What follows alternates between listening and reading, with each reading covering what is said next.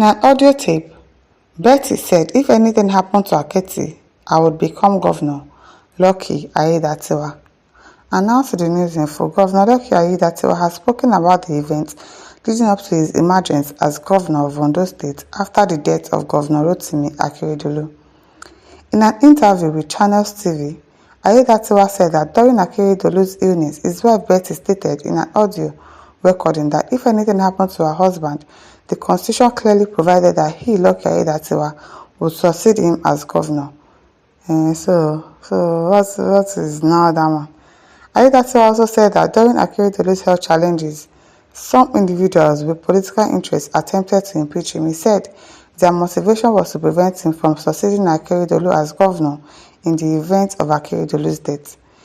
In Aiyedatiwa's exact word, even Betty, the wife of the late governor, also mentioned it on one of her audio tapes that if anything happened to Aketi, as they falsely call him, that it is constitutional matter that Lucky will become the governor. We know now. So what if his wife also said it? Maybe you've rigged election now and you have entered. Congratulations to you, APC people. Continue to win. No wahala. Bobby Lander says, are you now the governor? You better go back to Imo State. That Morumba. Is it from Imo State? Somebody's name is Lucky Aiyedatiwa. And you're saying you should go back to Imo State to go and do what?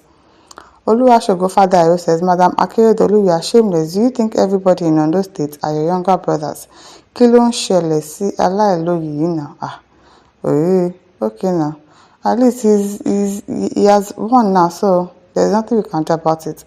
He was the vice president and vice governor, and the governor died. Obviously, he's going to be the one to take over. So if the wife also supports it, that's good. Osifuke says, why all this nonsense talk? What do you want to bring out of this your explanation? That is what I don't know. That is what I really don't understand. Why you are telling us that even his wife. Henry Love says, you are a good example of a housewife that controls his husband. Adebisi Jami said, and so what? I wonder. I don't know why we need that information. We don't need to know. We don't want to know. Glory K says, Mr. Man, stop giving excuses. You are now the governor. Do the right thing.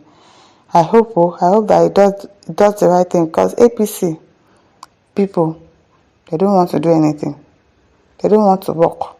Their agenda is to make sure that they take over all the states so that by 2027, it will be an easy access for Tinubu to win election. That is their highest priority. Their priority right now is not to solve the problems of Nigerians or to make sure that the country gets better, or they want to work or do anything to favor the state.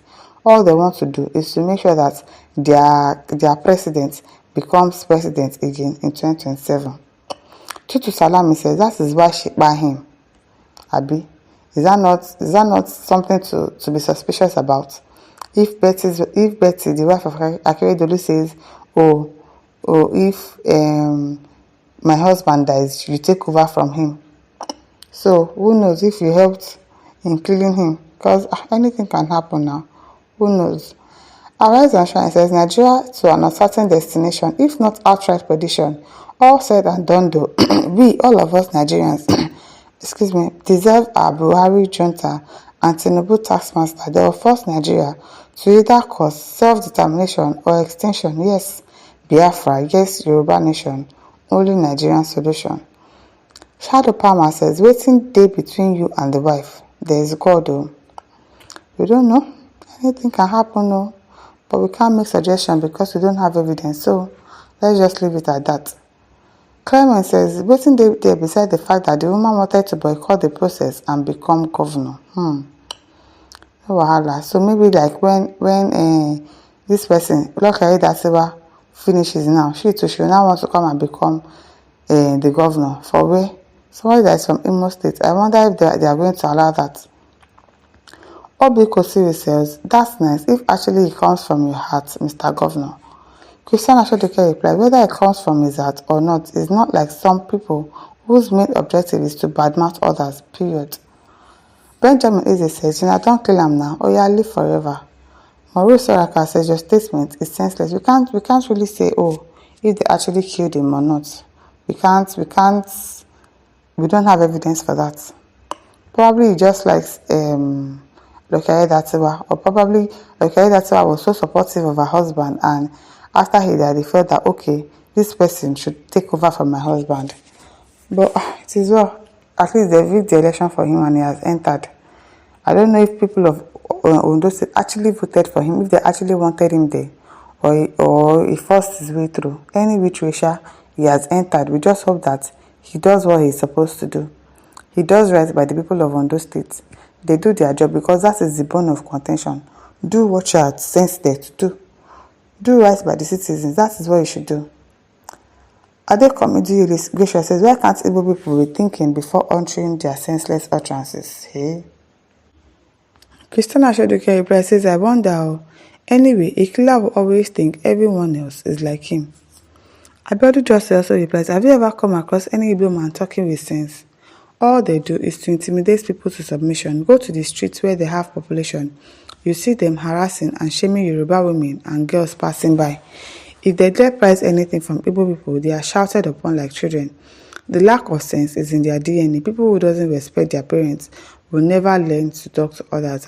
You're angry, you brought bazooka to a gunfight. Isaiah Fakonde said, that is typical Igbos for you. Leopards will never change its spot. I don't know why we always like to make everything tribalistic in this country. If you are having issues with somebody, see, you can't generalize. I don't like the way people generalize that, oh, Igbos are this, or Yorubas are this, or Hausas are this. The same way we have good people in all tribes of the country is the same way we have bad people. So you cannot generalize. You can't use somebody's, some people, it's just in their DNA. They cannot have sense. They cannot speak the right thing. It's just their kind of person. It's just their thought process.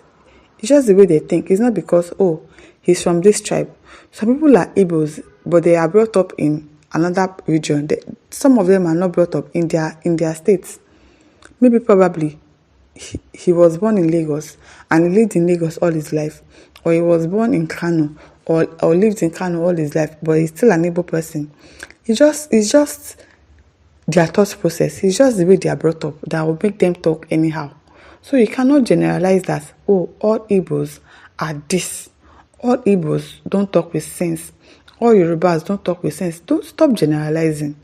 It's not. The same way we have senseless people in Igbos, it's the same way we have people that actually have sense. In Igbos, I don't like all this tribalistic fight and whatever.